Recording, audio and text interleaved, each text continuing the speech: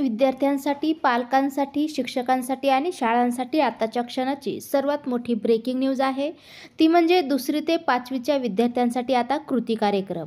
तर तो कार्यक्रम 5 मार्चपासून ते 30 जूनपर्यंत याची अंमलबजावणी आहे. तर पाहूया याबाबत सविस्तर. तत्पूर्वी चॅनलला अजूनही सबस्क्राईब केले नसेल तर सबस्क्राईब करा, समोरील बेललाही क्लिक करा, म्हणजे असेच नवनवीन लेटेस्ट अपडेट तुम्हाला पाहता येतील. राज्यातील इयत्ता 2री ते 5वीच्या वर्गातील विद्यार्थ्यांची अध्ययन क्षमता वाढवण्यासाठी निपुण महाराष्ट्र अभियान राबवण्यात येणार आहे.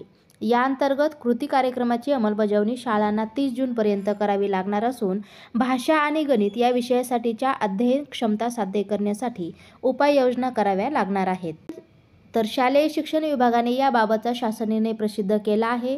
राष्ट्रीय शैक्षणिक धोरणानुसार प्राथमिक स्तरावर सन 2026-27 पर्यंत पायाभूत भाषिक व गणितीय कौशल्ये प्राप्त करण्यास सर्वोच्च प्राधान्य देण्यात आलेले आहे. तर प्राथमिक शाळांमध्ये पायाभूत साक्षरता आणि संख्याज्ञान साध्य करणे ही सर्वोच्च प्राथमिकता आहे. मूलभूत पातळीवरील वाचन, लेखन आणि अंकगणित याचे अध्ययन विद्यार्थ्यांनी व्यवस्थितपणे करणे आवश्यक ठरणार आहे.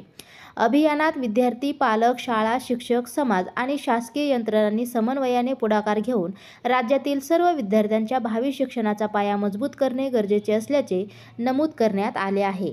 निपुण महाराष्ट्र अभियानांतर्गत 2री ते 5वीच्या 100% विद्यार्थ्यांनी 100% अध्ययन क्षमता प्राप्त करणे अपेक्षित आहे. त्यासाठीचा कृती कार्यक्रम स्वयंअर्थसहाय्यित आणि विनाअनुदानित शाळा तुकड्यांव्यतिरिक्त राज्यातील सर्व व्यवस्थापनांच्या सर्व माध्यमांच्या शाळांना लागू करण्यात आलेला आहे.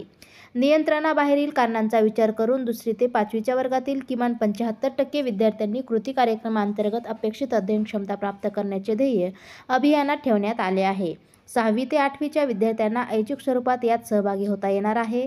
तर विद्यार्थ्यांना ठरवून दिलेल्या कौशल्यांमधील अपेक्षित अध्ययन क्षमता प्राप्त असल्याची पडताळणी करण्यात येणार आहे. उपक्रमाच्या कालावधीत उन्हाळी सुट्टी येत आहे, त्यामुळे अध्ययन मागे असणाऱ्या तसेच अपेक्षित अध्ययन क्षमता साध्य केलेल्या मुलांसाठी शिक्षकांनी विविध ऑनलाईन, ऑफलाईन मार्गांनी संपर्कात राहून अध्ययनाचे सातत्य राखण्याचे नियोजन करण्याचे निर्देश देण्यात आलेले आहे. तर कृती कार्यक्रम सुरू झाल्यानंतर शिक्षकांनी वर्गातील विद्यार्थ्यांचे मूल्यांकन करून अपेक्षित विद्यार्थ्यांनी त्या कृती कार्यक्रमासाठी अपेक्षित क्षमता प्राप्त केल्यावरच विद्या समीक्षा केंद्राच्या माध्यमातून संकेतस्थळावर कृती कार्यक्रमाचे उद्दिष्टे साध्य झाल्याचे घोषित करावे लागणार आहे.